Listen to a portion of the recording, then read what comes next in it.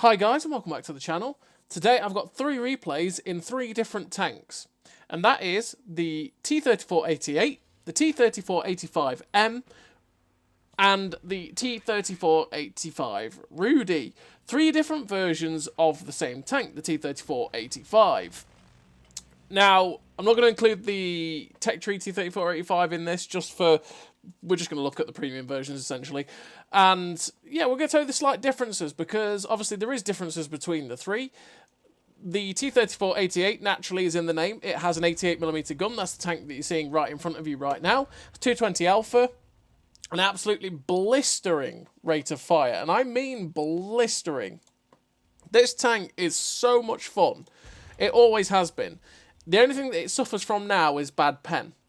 And that is because this 88mm gun got buffed on most of the other German tanks, but on this tank they decided to not buff it, and it stuck with its 132 pen and 171 premium pen, which against tier 8s really does start to struggle, which is why they buffed it. On a lot of the others they gave it 145 standard pen with 194 pen on its premium.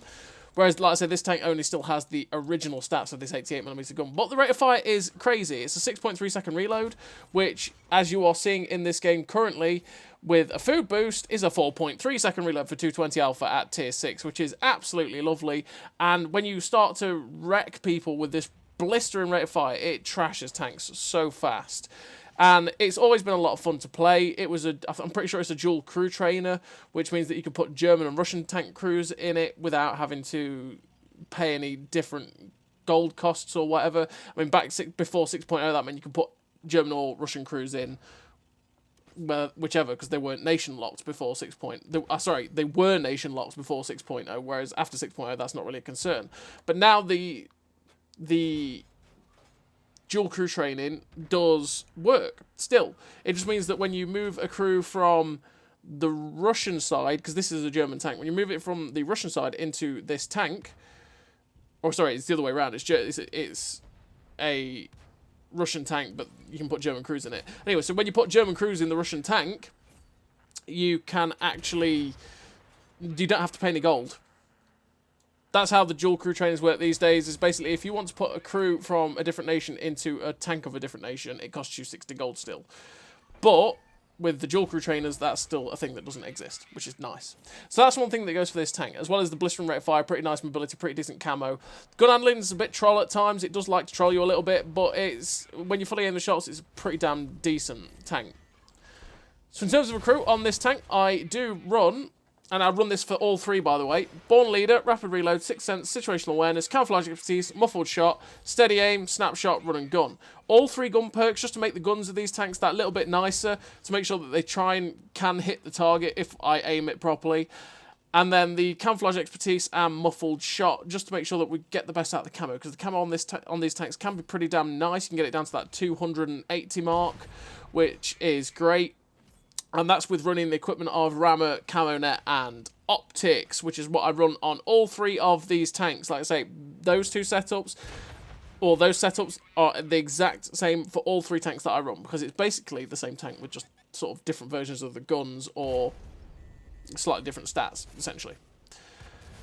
So yeah, the T34-88, is the differences between this tank is the fact, and the other 2 is the fact that it gets the 88mm gun, and it is that dual crew trainer. And as you can see so far, we've ripped through a lot of the tanks. We've got to 2.2k damage with 6 kills. Just looking for the kill on this Achilles. It's like, good night, sir. That's our 7th kill of the game. And it's like, oh god, that's a Stug. Oh well, goodbye, Mr. Stug. And we shut him down just in quick succession, just like that. We get our 8th kill of the game. And then it was like, hang on a minute, where's the other guy? Oh, he's just there. We kind of got lucky because he's a Derp gun M4 as well. He could have one-shot us quite easily in the side, but fortunately enough for us, he didn't shoot at us when we were in a position where he could have shot at us. And we finished with the epic victory: 8 kills, 2.5k damage, 969 assistance. The Devastator, Radley Walters Top Gun, high caliber, the first class for 1894 base XP, 833 base XP, sorry, which is pretty high for a tier 6 to have that sort of ace requirements, which probably speaks volumes as to how good this tank is. It's a hell of a lot of fun to play, and you can get so much out of it. And it's definitely one of those that's well worth picking up at tier 6 if you want to. And then this is another one. This is one that basically most people picked up for free at one point. I'm pretty sure it was in one of the season passes. And this is the HMH T34-85M. An absolutely solid tier 6 medium tank. Now, this tank is pretty much... They buffed this tank before 6.0, a long time ago. And they basically... This used to be a tank that was more armoured than the Rudy. So it's actually got more frontal armour. I think it's, instead of 45mm of plate, it's 75 or something like that. So the armour actually works a lot better on this tank. Not great, still don't rely on it to be like the most impervious armour you've ever used, but it still does work far better than it does on the Rudy. And it was supposed to have slightly worse mobility and gun handling. And before 6.0, for some reason, on the 85M, they didn't change the Rudy whatsoever, but they did change the 85M. So the 85M now actually has pretty much the same mobility as the Rudy, because it's got the same horsepower engine of 500, and the horsepower per ton is actually, I think, better now on the 85M, 15.51 compared to the Rudy's 15.39. Its traction versus is exactly the same, and the gun handling on this tank is the same at 0.37, with a 2.2 aim time on both. But this tank, in the T34-85M, fires as a base reload of 5.2 seconds, as opposed to the Rudy's 6. So if you have the choice to pick between the T34-85M and the Rudy, pick up the 85M because it's basically the same tank but just better. That's my disclaimer to you all. But the Rudy looks cool, but so does the HMH T34-85M. But yeah, that's my disclaimer to you both. Basically, this tank fires faster, has more armour, has the same mobility as the Rudy. But if you do get the Rudy, you tend to get Sharik with it, and you get a woofing dog as one of your commanders, which is always nice. So you'll hear that in the next replay. But yeah, so in this T34-85 battle, like I say, I run the same setup as you heard me say for the 88, and same for the Rudy. And we're on Siegfried Line Assault. We're coming to defend. This position here is a good position to take when you are defending. We managed to get a shot into the drive wheel of this Alpine Tiger, and to be honest, that shot into the drive wheel of this guy, I could not have anticipated being so good. Because we managed to get that shot into his drive wheel, and it because the reload on this tank is so good, at 3.5 seconds with a food boost, that we perma-tracked that guy. That tier 8 heavy tank got absolutely done in by that one tracking shot, and it's so satisfying when that comes off. And we managed to get rid of that guy. Now there's the Adler VK4503 in front of us, which is the Tiger 2 prototype. We get a shot in to shut down him now. We're up to 2.7k damage in this tier 8 game with 4 kills, which is pretty damn good going for a horrendously bottom tier matchup. There's a Stern Tiger and the Citadel Tiger 1, which is the tier 6 version of the Tiger 1.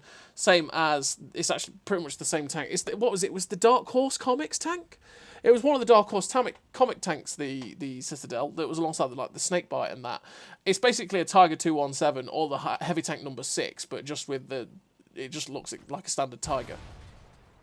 But anyway, there's those guys in the middle. We managed to shut down the Stern Panzer. We're now getting some shots into the back end of this Ramrod, and like I say, the reload on this tank is absolutely fantastic. We managed to get the kill on him, which puts us on to 6 kills so far. There's a heavy tank on our left, which gets shut down. That's the Citadel. And there's one tank left. It's a tank destroyer. It's like, where is this guy? I think I was with Swindle at the time, and he said he saw a shot fly from the right, and there it is. We saw it, APCR shot. Fortunately enough for me, it didn't shoot at me, which didn't kill me, which is good, but I wasn't spotted by the point it did actually get a shot. We saw exactly where the shot came from, and there we go. It's Canonier Jagdpanzer 105 who gets lit up.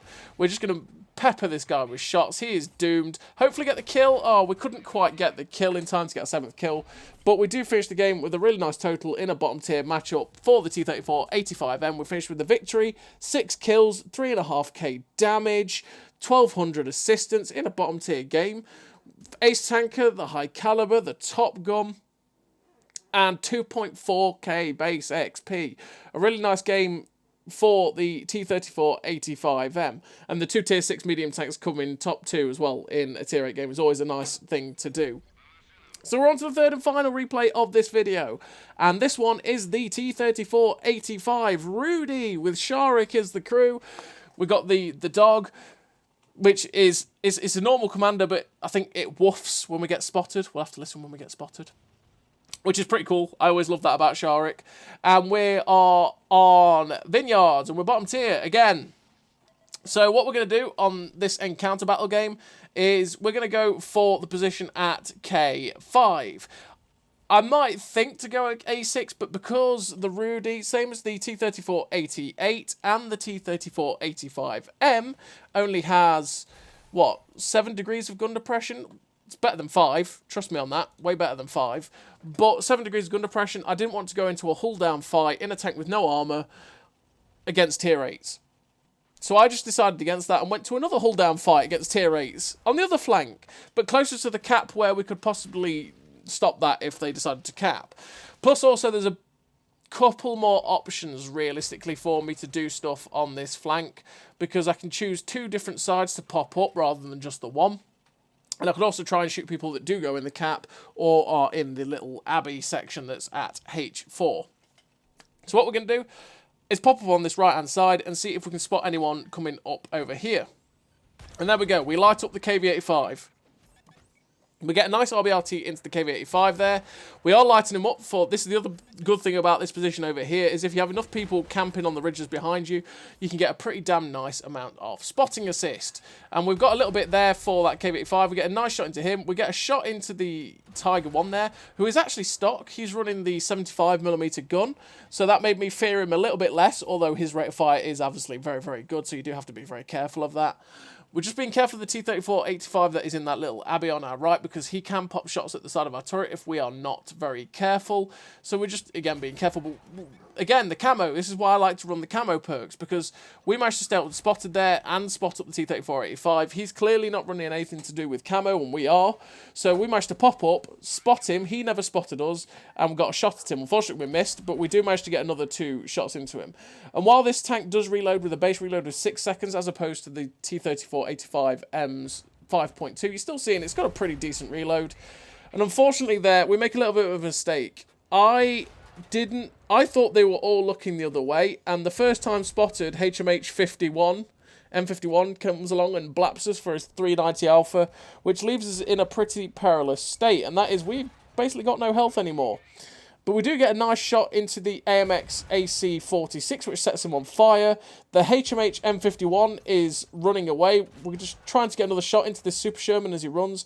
He takes the even better path for us to get shots into him, because he took the high ground there, which meant we could keep getting shots into him without him shooting us. And he manages to get away, well, he kind of gets away until he runs into our HMH AMX M449. There's only one tank left on this flank, which is why I'm pushing aggressively. It is the other M51, and we're going to push into a position to try and get some shots into this guy. We're just trying to push into a position to get a shot into him, but the HMH is just keeps pushing along, so we couldn't quite get the shot into that HMH. We do get detected, though, which was either him looking at us as he's pulling back, or it's something over there. I'm not willing to take that risk right now, so we're going to go low and push quickly and aggressively. I can finish off that HMH M51 in one shot, which is why we are going to go in, because this tank, as opposed to the HMH, sorry, not the HMH, the T-34-88, which has 220 Alpha, this tank, the Rudy, and the HMH T-34-85M, both have 180 Alpha. So I can finish off that guy, but now we're getting some tracking shots into this Bisonte. We have actually tracked to the Trashante, and unfortunately for me, he repairs his tracks. But with our penetration on the premium rounds on this tank being 194, because the standard round is 144, we can actually pen the Bisonte quite reliably through the lower plate, which is what we're doing. And we tried to keep tracking again so that, you know, we could try and get some assistance off that track, but it didn't happen. But now these guys have gotten spotted. I have a lot of friends here, so I decided, you know what? The food's just come back. We're going to boost our view range with food and push aggressively straight to the ridge directly in front of us, because that way we can spot the stuff that has been hiding hull down over here. And hopefully we can get some good assistance off of that. So we're just pushing into the next dip, and then we're going to try and poke up and see if we can spot anyone. But then the Dragon gets spotted over in the distance, so we're going to see if we can try and get a shot to finish him off, which happens. Thankfully, the second shot goes in, the snapshot didn't get anywhere near, and then we start moving up again. There we go. Did you hear that? Sharik barking for getting spotted. It's always pretty cool. I always like the unique things in this game, like the skins. Like any tank that has a skin I like to buy, just because it makes it look unique as opposed to picking any of the camos. I always like it when you've got the random voice overs for the different crews, which is why I like the Cobra Commander and the Baroness and like the Sabaton crews, for example. All that sort of uniqueness and having all the nation crew voices as well and putting them on and stuff. I like all that sorts of uniqueness. So having Sharik where it barks when you get spotted, it's always really quite nice, and I always really enjoyed that about it. So there's only one tank left, and because I have no hit points, I decided I didn't want to go anywhere near that hill because I thought, being a Guardian STG, he's got pretty decent camo. Am I going to spot it? Probably not. Is he probably going to spot me before I spot him? Maybe. I didn't want to risk that because he will just shut me down. But this medium tank has gone straight in on this Guardian STG. We know where he is now. He's not going to be able to catch us out and shut us down. So we're pushing as aggressively as we can to see if we can get another shot into this guy, get another tier 8 kill. He's a one-shot. And we managed to shut down that Guardian STG and get our 3rd kill of the game. And finish again with a really nice game in a bottom tier matchup in a tier 6 medium. We'll finish with the 3 kills, 3.2k damage, 794 assistance, ace tanker, the Lever Schleilos medal, 2051 base XP, a really great game for the Rudy. And the T34-85s are all really fun tanks. If you're going to pick one, I would pick the T34-88 maybe. If you wanted to pick one that might cost you a little bit less silver, pick the HMH T34-85M, because that tank is absolutely solid. So as always, everybody, thank you very much for watching. I'll see you next time.